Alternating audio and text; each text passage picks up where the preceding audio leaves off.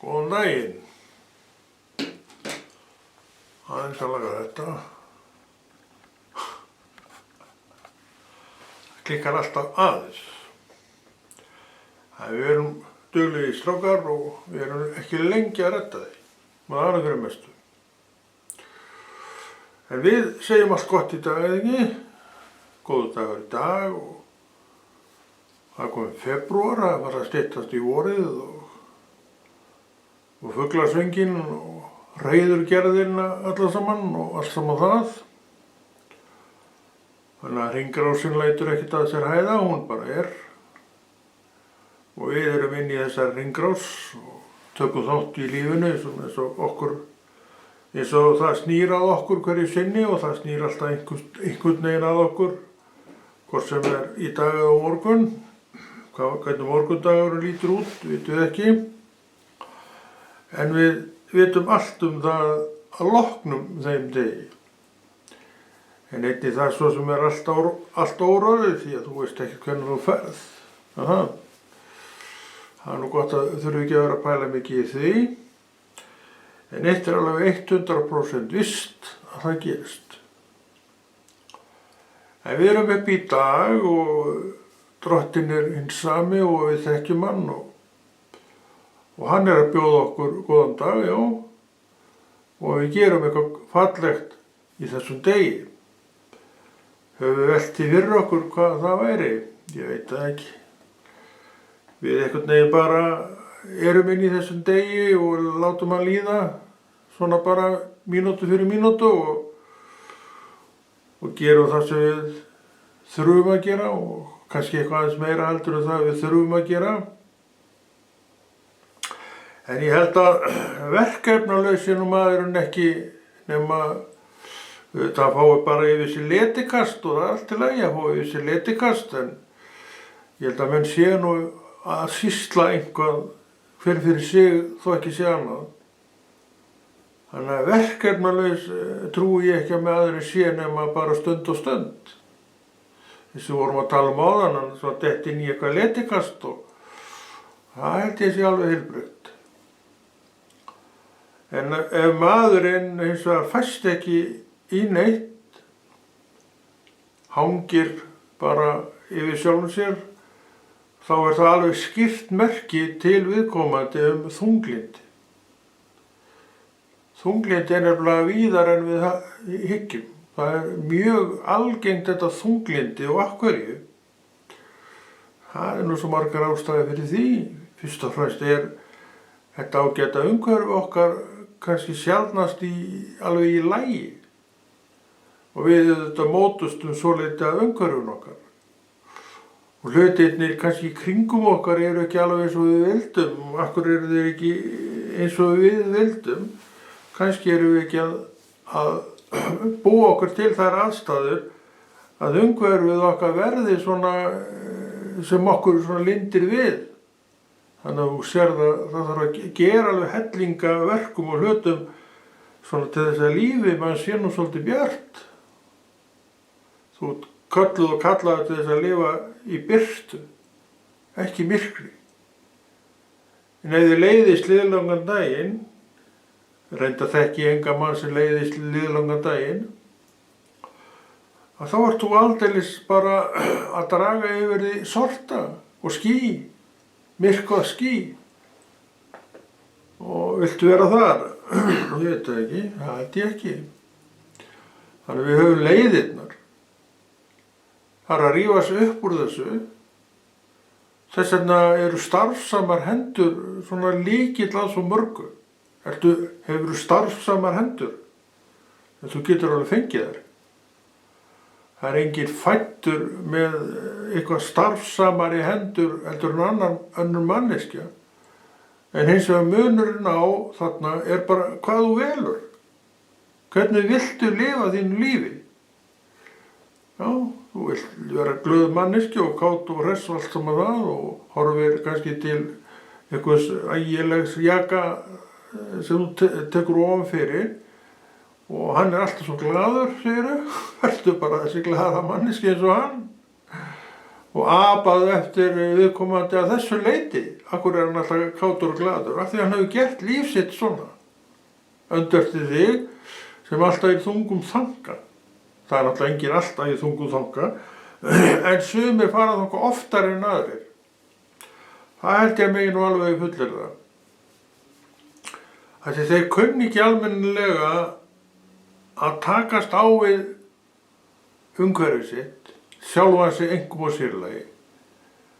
Og af þessu fæðast alls konar hugsanir það að maður sé ekki velkominn. Þú þekkir þetta nú betur öðrum mönnum, maður er ekki velkominn. En þetta er rangt. Auðvitað er maður jafn velkominn eins og hver annar. Og okkur ætti maður ekki að vera það. Kurteisin upp máluð og allt saman það. Venjuleg manneskja í venjulegu fötum og í venjulegu skapi, ef það er til. Þannig að við erum ekkert svoleiðis algjörlega skjön við allt og alla, nema því við viljum það sjálf og völdum það sjálf, sem er allt annað mál. Þannig að þú ræður alveg rosalega miklu það hvernig dagurinn væni minn og vina minn lítur út. Og ég veit að þú veist þetta. Af því ég veit að fólk veit alveg fullt af hlutum, þó það sé kannski ekki að framganga í því. Þess vegna er gott, kannski gert oflítið af því, að koma með svona efni sem svolítið pikkar í menn að þessu leyti. Aðeins svona vekur á til umhugsanar það, þetta sé nú ekki allt eins svart og sykurlaust eins og við hingað til kannski höfum ætlað. Stundum er þetta auðvitað svart og sykurlaust og þannig bara er lífið. Lífið gengur í bylgjum. Það er nefnilega reynslan sem við fáum. Það gengur í bylgjum og við höndlum hvaða bylgju í raun og veru sem er. Af því við höfum lært það. En ef við látum alltaf bara fallast hendur þegar við erum í þessum dölum sem koma alltaf, þá erum við alltaf á vondum stað. Þá erum við fólkið sem eiginlega höfum enga lífsýn.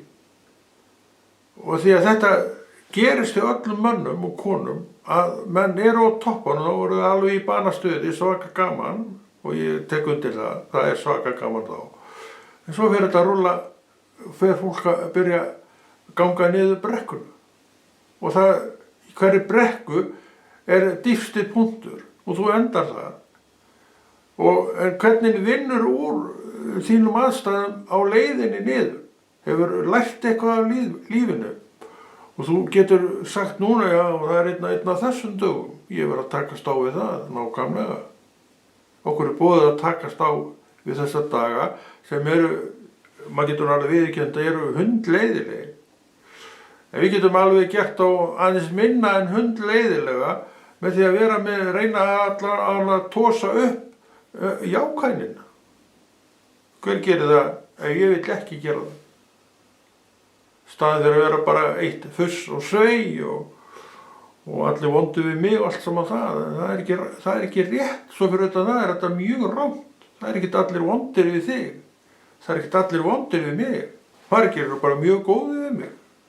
Ég held að þú getur alveg sagt nákvæmlega sömu sögu, svona ef þú ert í þeim gír að sjá þetta með þessum hætti og þú hefur séð það með þessum hætti því að þú hefur eins og allir aðrir svona sveiflast til í þessu. En hvað stoppum við? Og hvernig viljum við hafa þetta? Og hvað viljum við gera til að þessi jákvæði tónn fylgi okkur í hjartanu? Ef hann fylgir þér í hjartanu, þá streymir þessi jákvæðinni frá þér. En ef hann neikvæðinni fylgir þér í hjartanu, þá sogar að þér allt sem er neikvæð og það er ekki mikið bros á þeim örum allavega. Eða hirðlegt andlit. En andlitið á að vera hirðlegt. Ef einn getur haft hirðlegt andlit, þá getur þú það líka. Þetta er eitt af því sem maður hefur lært. Ef einn getur gert þetta, þá get ég það líka. Þannig að við erum án afsökunar. Ef við verðum að vilja þetta. Vill ég þetta? Það er ekki spurningu þannig að ég vill þetta. Ger ég þetta? Já, ég er búinn að gera það mjög lengi. Þetta eru svona dagarnir hjá mér bara nokkuð hressir, skal ég segja. af því maður hefur valið það. Og ég ekkert einn það að eiga Jesú í hjarta mínu. Þó að menn eigi Jesú í hjarta sínu, sem náttúrulega stóri punkturinn okkar, þá þurfum við samt að hafa fyrir þessu öllu til þess að Jesú sé þá fremstur í hjartan okkar. Ef ég ger ekki neitt, þá hleðst fyrir framan hann. Og eftir því sem meira hleðst fyrir framan hann, segir sér sjálf að það svona dýpra á hann. En ef ég vill hafa hann fremstan, og þá hann líka fremstur. Og það kemur alls konar, og það skolast bara burt. Þannig við þurfum að vinna vinnun okkar. Við þurfum að gera verkin okkar. Og við gerum þau ef við höfum rétta hvatningu til þess. Þú færð hana líklega ekki frá öðrum, þú getur alveg fengið hana frá öðrum, en einhverjum og sérlegi færð hana frá sjálfum þér. Ég tala ekki þegar þú komið trú í hjarta eins og ég og fleiri góðir menn. Þá hún alltaf að blása í einhverja lúðra innra með þér sem að vekja þig og beina sjónuðinum að drottni. Og þá hyrgast augun. Þá glaðnar hjarta. Þannig þetta eru leiðirnar sem okkur boðið að fara. Því að dagarnir eru bara eins og þeir eru alls konar. Og frétta sjúk manneski eins og þú, og kannski ég, við kleipum í okkur fréttirnar og þar sjáum við ekkert nema bara ljótleika. Ekki svo að skilja að þetta endilega og fyrirfram hafi áhrif, ekki á mig allavega, en kannski hefur það áhrif á marga, kannski fleiri en við höldum. Akkur hefur þetta ekki áhrif á mig, að það sé ekki bara orðin það sjóaður fyrir þess að ég hættur að láta það hafa áhrif á mig. En ég og Jesú, hann mín hjálp í þessu öllu saman. Þannig að þú þarft ekkert að vera neitt undrandi á því að þessi kallur Hafnarfirði sé að tala Jesú. Ég elska Jesú. Hann mín ær og kýr. Og Guð hjálpi mér til að svo verði áfram. Þannig að ég allavega ekkert í þessum töluðum orðum að fara neitt. Ég ætla bara að halda áfram því verki sem að Drottinn setti upp í hendurnar á mér og ég elska líka að gera það. Það er svo gaman að vinna fyrir Drottinn að þú elskar að vinna fyrir hann. Já, vinna fyrir hann. Hann að nota þig í verkefni fyrir sig sem hann leiðir frá A til Ö. Hvað merkir þetta? Það er sem orðin segja. Hann með þér. Hann þar sem þú ert. Hann veit hvar þú ert. Hvar ertu? Drottinn veit það. Ég veit það ekki. Kannski veit ég það, kannski veit ég það ekki. En Drottinn veit það. Og veistu hvað? Alveg svo hann horfur á mig, einstaklingin mig, þá hann líka í þessum töluðum orðum að horfa á einstaklingin þig. Hvar ertu? Þú alla í þunglindi. Hann það líka. Hann til þess að rífa þig út úr þessu þunglindi og koma þér út úr hellinum. Það alveg pottjætt. Fer bara eftir því hvað lengi og þú mikið þú slæst við hann. Þú ert alltaf þrándurinn í götunni, eða ég. Maðurinn alltaf þessi þrándur í götu fyrir Guði að gera það sem hann vill. Þú átti trú. Já, ég líklega, ég veit það ekki. Ég átti trú. En maður sveiflast stundum allt og mikið. Ég get alveg viðurkennt það. En samt aldrei svo mikið að það bara sortni og degi allt út í kringum mig, aldrei sé ekki, það nú ekki svoleiðis. Yfirleitt maður bara svona á sínum stað. Maður sunkar eitthvað aðeins niður, maður fer aðeins upp, með svona jafnvægi, alla jafna. Og það gott að vera í jafnvægi. Þetta eitt af því sem trúin á Krist vill bjóða þér. Hún gerir þetta fyrir mig og hún mun líka gera þetta fyrir þig og hvernig líst þér á þetta. Þetta góður boðskapur. Ég veit þú tekur undir hann. En þekkjur þetta, það veit ég ekki. Ég að sýna þér það hvað þú getur gert. Núna ertu farin að horfa á Biblíuna. Það einn af kjölunum upp í bókahillunni á þér. Þú svona, hvað hún gera þetta þessi bók? En þetta svona hvatningu, það var aldrei að vita nú þú farir. Þegir nú fallegu höndina þína í bókina upp í hillunni, hún svolítið ofalega, kannski þarf þetta að fara upp á stól. Það er bækur sem aldrei eru notaðar yfirleitt í efstu hillu og suma bókahellar eru nú nokkuð háar. Og þá bara ferð þú fram í eldhús og sækir stól, stendur upp á honum og teygir í þessi bók. Og þú tekur hana niður og flettir í henni, kannski hver veit. Og kannski gerir það sama hjá mér. Við eitt orð, frelsuð manneskja, bang, Guð mættur. Það tekur nú ekki lengri tíma. Ég sé oft átt sagt, og þetta er vitnisburður, þetta er sannlega, þetta var svona. Hjá orðið vinstri, hægri, og það er til Guð. Það er bara svona.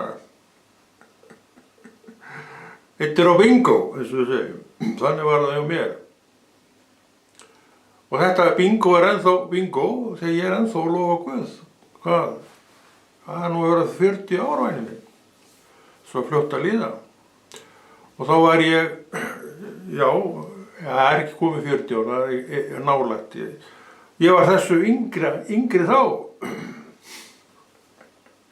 Ekki til grátt hár á þessu höfði. Nú er ekkert nema grátt hár. En maðurinn sami, og náttúrulega miklu þroskaðri og heldur hann var því að hann hefur þroskast í Guði frá þessum tíma. Því að þannig var það nú, og kannski er það sagan okkar allar, að þegar við erum komnir af stað, þá vitum við hvar við eigum að vera. Og ég vissi strax, þarna ætla ég að vera. Og ég sagði, fyrsta hugsunin mín var held ég bara þetta, já, ég þarf að fá mig Biblíu. Biblíu.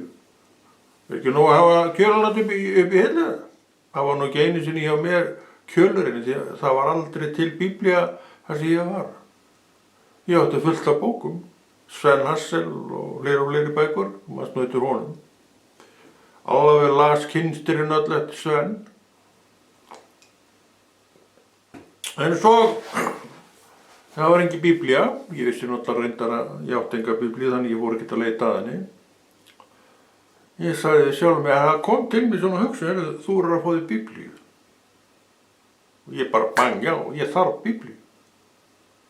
Og ég fór, já, ég var lengi eins og einn vinur minn, hann sagði, Konráð minn, þú ert líklega sá sem að gerir ekki hlutina. Hérna, ég skal gefa Biblíuna mína.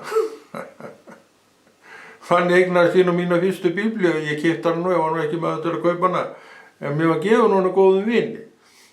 Sem vissi á hvaða stað ég var komin og vissi að ég var þyrfti náttúrulega á Biblíu að halda rétt eins og hann gerði sjálfur. Já, ég þarf endilega að fara á með Biblíu. Þá sagði hann með mig svakaleg orð náttúrulega, þetta er svakalegt högg. Já, þú ert líklega ekki maður sem gerir hlutina. Hérna, ég skal gefa þér þessa Biblíu. Og ég sagði, en þú, þarfst þú ekki Biblíu? Ég kaupi mig bara aðra þann. Og þannig eignaðist ég mína fyrstu Biblíu með mikla reynslu og það var útgáfan, ég byrjaði að lesa, ég er nú þakkláttur við það var útgáfan sem kom á undan 80 módulunum. Og þessa Biblíu las ég í 2-3 ár, en ég var orðinn allvel að mér í hvernig hún var sett upp. Og svo loksins þá keypti ég 80 móduli sem var þá nýjasta útgáfan af Biblíunni. Ég man alltaf eftir því að á þess að ég væri neitt að dæma þessu í muni, að uppsetningin á þessum bókum, hún var töluvert öðruvísi á köflum. Öðruvísi orðalag á ritningavessum sem að ég mundi eftir úr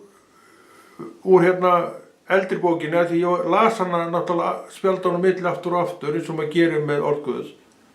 Og svo kom ég hérna og þar var þetta nýja þýðingin, það kom í nýrri þýðing frá þessu og ég held að við höfum alltaf svolítið notið þýðingarnar.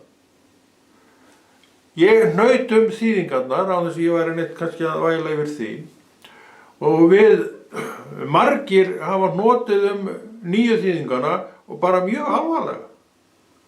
Bara fóru upp undir farið í Rúllandi yfir því hvernig þetta er gert. Nei, Nei, ég ekki þar. Ég hef aldrei notið neitt, en ég veit alveg það munur á þýðingum. En ég þekki svolítið til íslenskunnar því að ég nú búinn að vera að skrifa í herrans mörg ár. Og ég veit að þú getur orðað hlutina alveg svakalega merkilega og mikið. Þannig að ég þekkti þetta að því ég að skrifa. Og þannig að ég naut aldrei neitt þetta. Ég sá bara, já, þeir hafa valið að fara þessa leið núna og ég myndi hitt og já, þetta merkingi og var svo sama. Ég allavega það vel að mér í íslenskuna að ég veit þetta. En það kannski vita þetta ekki allir því að það ekki allir neinir íslensku sérfræðingar. Ég lít nú ekki að reyndar á mig sem einhvern íslensku sérfræðingar, svona alveg gjaldgengan. Svo athugað það að ég búinn að vera að skrifa stíla og ritgerðir síðan 1984 og ég hef verið mjög iðinn við að skrifa þessar ritgerðir og stíla sem þú lest náttúrulega spjaldan á milli og kannst utan að, ég veit það, séð á þér. Þannig að ég náttúrulega engin nýgræðingur þarna. Þannig að maður hefur lært alveg helling í íslenskunni og ég hef alltaf tekið íslenskuna alvarlega. Þannig að maður las sér til þetta, hvernig þetta gera á þetta svona og svo náttúrulega smá samar festist það bara í manni. Þannig að maður svona vissi alveg hvernig á að gera þessi verk. En ég veit að þú nýtur alla mína stíla og finnst nú ekkert orðið í þetta. Karlinn kann ekki að skrifa þá. Nei, ég tek þetta tilbaka, þú talar ekki svoleiðis. En svona var þetta. Þú manst nú aldeilis eftir því maður, þú varst að rífast við einhvern það, hvernig þýðingarnar. Menn rífust nú svolítið það. Ég var aldrei neitt þar og ég fannst allt í lagi með þetta. Það hendist út maður, þetta ónýtt. Og svo var þetta orðsum. Þetta einu sem sagði, hvað vilja menna við gerum? Og bara hreinsaði þetta út og hvað ætla menn að hafa í staðinn? Það var svona hitt í þessu svonum tíma, það hefur allt saman lægt og maður heyrir ekki minnst á þetta í dag en þetta var tölvöld svolítið þetta þegar nýja þýðingi var að koma. Þú manst nú alveg örugglega til því tók nú þátt í þessu. Ég tók aldrei neitt þátt í þessu og ég var alveg sáttur við það sem ég var að lesa og ég ennþá með þessa bók og lesa hana daglega. Ég hef ekki orðið hlekkst neitt á í trúnni að því að nota orð Guðs, skárra væri nú. Ég var alltaf með þá hugsun uppi að Drottinn vakir yfir sínu orði. Halló, og hvað merkir það? Getur bara Pétur og Páll sett bara þarna inn í orð Guð, bara það sem hann vill, auðvitað ekki. Að hann vakir yfir sínu orðu og við erum að tala lifandi Guð. Ég treysti honum bara fyrir þessu. Og ég segi bara, já, eins og kannski vissi það ekki mér hefur ekki hlekkst neitt á í trúnni. Ég hef ekkert nema íslensku biblíuna. Ég var alveg til í að lesa ensku og frönsku. Ég bara lesa ekki, þannig að ég ekkert að því. Það væri alveg gagnlegt fyrir mig að gera það. En ef ég hefði þessa viðmið, þá væri ég kannski að rífast við alla og allt í kringum mig vegna þess að ég væri með viðmið. Þetta nú meiri hugingin maður. Nei, það ekki svoleiðis. Þetta hefur nú allt saman lægst og þetta hefur allt saman komist á þann farveg að menn eru svona, þeir svona aðeins hvessa sig á milli, en ég heldur ekki það nú ennþá. Það sjást að hættir alveg. Já, ég bara veit að ég sumt hættir reyndar aldrei. En það breytir ekki áliti mínu á orði Guðs. Þessar nýju þýðingu, ég alveg sáttur við þetta. Og ég líka, mann eftir því sem ég var að segja áðan, að þá las ég þýðingunum sem kom út og undan 80 eða ekki. Ég man ekki síðan hvernig hún 50 og eitthvað. Ég man ekki alveg síðan hvernig raunin, en þetta var svona, þegar það var þýtt, þegar mann margbúið að þýða biblíuna, en þetta var þýtt og svo var það þýtt 1980 og svo nýja þýðingin var roðalega óánægð með, nema ég. Og maður hefur lesið þetta allt. Já, þess ég var að segja þann, þá sá ég mun á orðalagi þarna og þarna og þarna. En það, nekti aldrei minni trú neitt þannig séð. En mér finnst þetta bara, eins og ég var að segja áðan, þá þekki ég svolítið til íslenskunar. Ég veit að þú getur orðað sömu setninguna á marga vegu á þess að hún tínir neinir niður. Íslenskan er svo ríkt mál að þú getur sagt setningar fram og tilbaka, mismunandi orðalag, á þess að merkingin tapi sér. Já, íslenskan er mjög merkilegt mál hvað þetta varðar. Ég þekki það nú mjög vel þegar ég er búin að vera í áratíð að skrifa eins og ég var að segja það, og þú kannski veist. Mjög skemmtilegt viðfang að skrifa íslenskuna. Ég skrifa ekki ensku, það er svolítið skemmtilegt, en ég þekki það ekki reyndar, en ég þekki ágætlega hitt og mér finnst þetta mjög skemmtilegt viðfang að fást við stafina og setningarna og orðin. Það er mjög áhugavert og það er mjög gefandi og þetta er svona hver nýtt blað sem þú skrifar og er í raun eitthvað sem þú har aldrei gert áður. Þú segir setningarnar þessu, út að segja frá þessu núna, þetta er alveg svart-hvítt þannig séð. En þetta er samt áhugavert mjög svo. Málið og skrifin okkar, þau eru mjög áhugavert. Þetta er mjög áhugavert að eiga til einhvað sem getur fengið maður til að setja á blað svo eitthvað glóra sig í.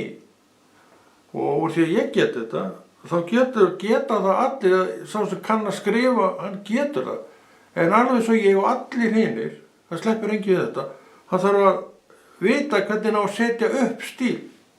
Og það lærir hann með tímanum. Og þegar áhuginn er kominn og þú sér að þú ætlar að gera þetta lengur en einn dag, þá ferðu að læra þetta, þú ferðu að gera þetta og ég man eftir því þegar ég var að byrja, þá voru oft í sjónvarpinu svona umræðu þættir um málfar, já.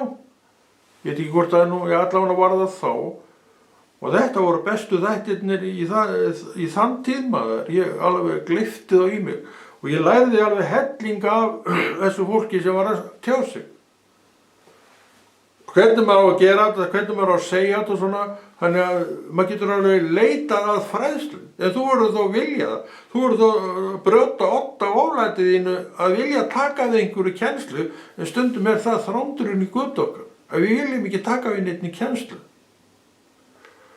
Og þá náttúrulega, ef við viljum ekki taka við neitt í kennslu, þá er alveg ljóst að við sitjum bara og hjökkum í sama farinu. Og hver vill það sem hann vill ná okkur árangri? Hann hlýtur að drífa sig á lappir og taka við því sem að reynsla annarra manna og hvenna er að kenna og segja. Við höfum að nýta okkur þetta. Og allir svona vitibornir menn sem ég veit að þú ert, ég sé það nú bara á þér, gera svona laga. En svo er einhver þvergýðingur að út í horni og hann vil ekki læra neitt og þá lærir hann ekki neitt heldur.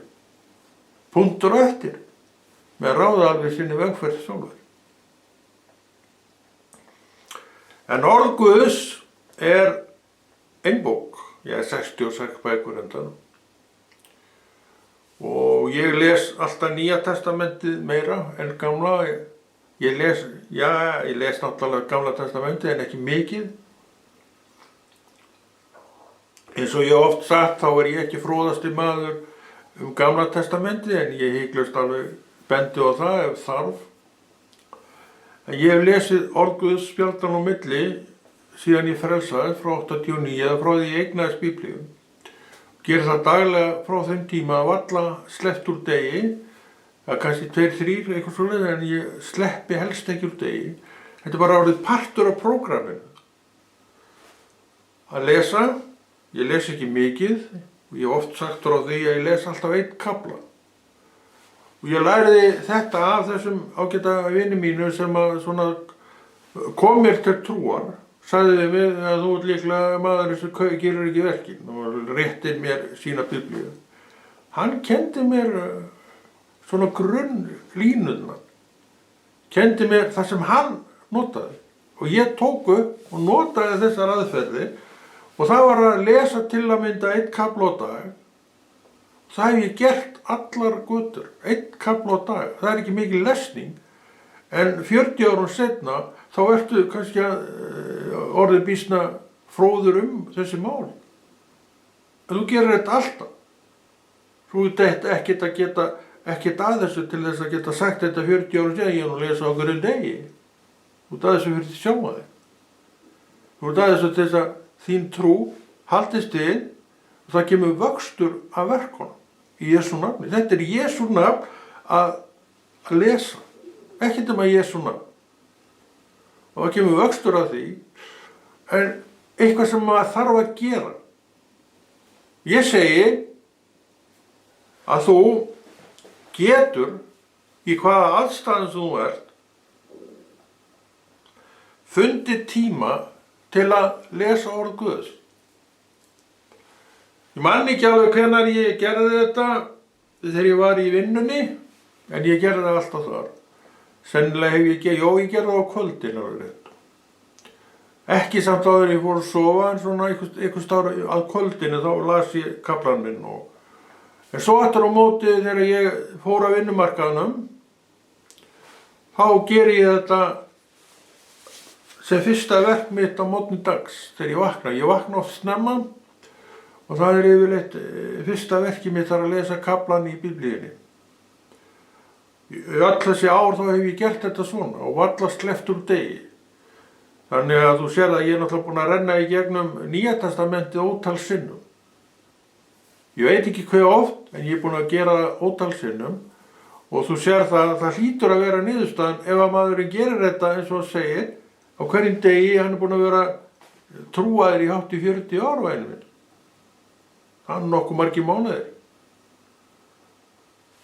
Þetta getur þú gert líka. Ef við verðum að aga okkur undir þetta, ef við ögum okkur ekki undir þetta, þá verður trúin þín aldrei fugl eða fiskur. Og það er mikill hnekkir og mjög vont, þú sem átt trú, því að þú getur alveg staðnað í trúnni þinni. En reyndar getur maður ekkert staðnað í trúnni sinni.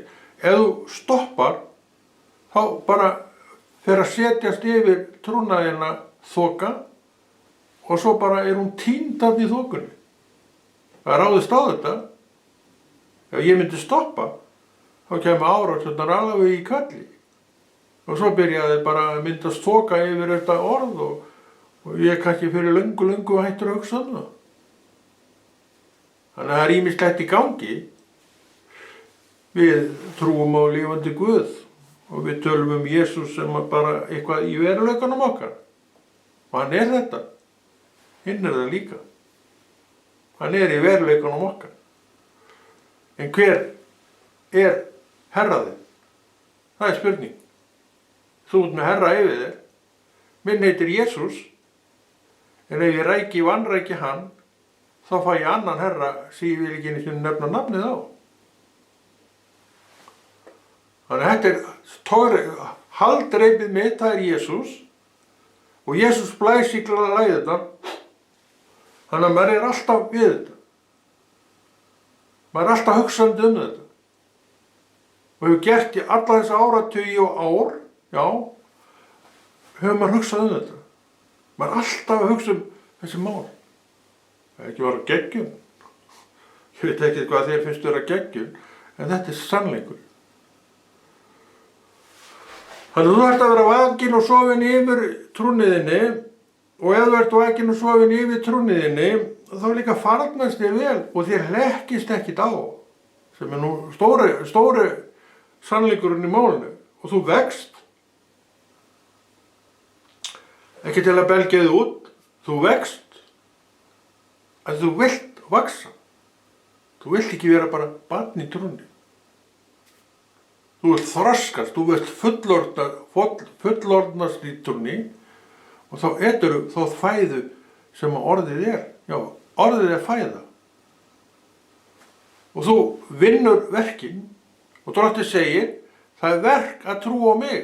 Bara trúa á Jesú er verk sem er gilt verk frammi fyrir Guði. Þú trúir á Jesú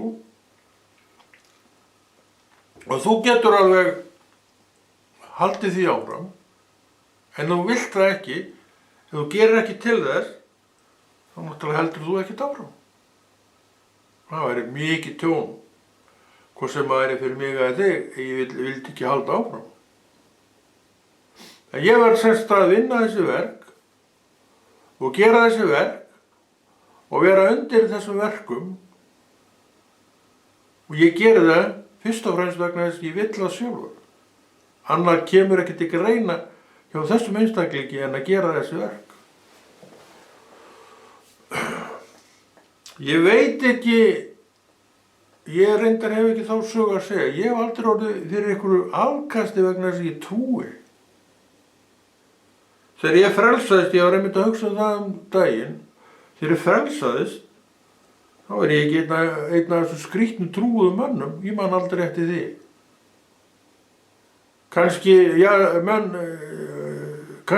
Sumir upplifa það þegar það verið yfirgefnir af þessum og hinu, ég var það aldrei. En það ég get alveg viðurkennt það var það ákveðin aðskilnaður. Og maður hætti að umgangast suma menn, ekkert af neinni ástæðu, heldur vegna þeirrar ástæðar einkum að maður farin að koma með aðra pælingu, aðra hugsun. Maður kom með guðlega hugsun og þessi hópur, hafði hann ekki, þannig það var sjálfhætt.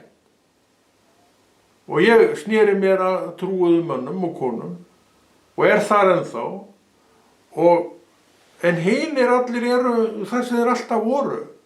Þetta jafnaði sig allt saman og allir manns gömlu félagar sem ekki eru trúaðir ennþá, að þeir, já, við erum bara ágætis vinir og hittumst kannski ekkert oft, en þegar við hittumstum, þá erum við að hittast bara sem kunningir og vinir, eins og við höfum alltaf verið.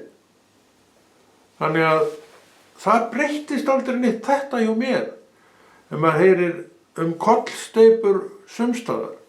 Þannig að einnig þetta er mjög svona breytilegt. Það er ekkert eitt sem gengur yfir alla, en eitt gengur yfir alla, það er þessi ákveðni aðskilnaði sem verður, og á þess að neinn óvinskapur sé þar fylgjandi.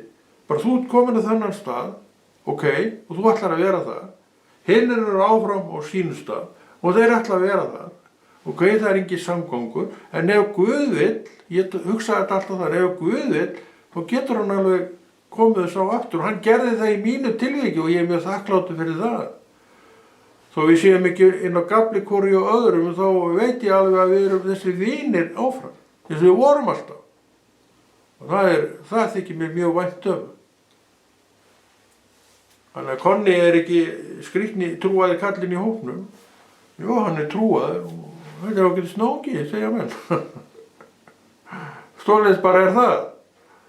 Þannig að ég þekki ekki hitt, en ég veit að þetta hefur gerst því miður hjá sumum. Það var bara aðskilnaður og hann var bara, bara einn út í hornið, má segja.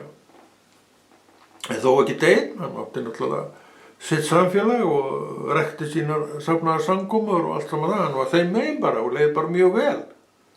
En hinn samgangurinn varð ekki. Ekki spyrja mig af hverju, það er svo margt sem getur gerst. Þannig að við erum á grænni grein, hvernig sem fer, þetta er bara hluti af því að vera trúaður. Það er svo margt sem að getur gerst og það er náttúrulega þeir sem þekki ekki trúna að tala niður til trúarina, finnst þú nú ekki mjög merkileg. En ég spyr nú bara, hvað er merkilegt? Og minni ævi er þetta nú það allra merkilegasta sem ég nokkuð tímann hef reynt. Þannig ég veit alveg hvað er merkilegt. En ég veit að heimurinn er fullur af hégóma. Það er ekkert merkilegt. En toppurinn fyrir mig er trúin og ég veit ef að þú átt trú þá tekur undir þetta vegna þess að þú reynt þetta svona. Þannig það er alltaf akkur í fyrir mig og þig og okkur. Það er að benda fólki á Jesú. Vera undir nafninu Jesú. Fylgja Jesú og tilheyra honum. Já, og þrá að vera undir hans nafni. Þannig að hann er allt í öllu og er það sem þú ert og veist akkur að þú hefur leyft honum að koma. hann bankar og þú opnaði fyrir honum og hann gekk inn. Og þannig ástandi enn þann dag í dag. En Konráð kveður og þakkar fyrir sig og gerir meira af þessu ágæta efni. Takk fyrir mig.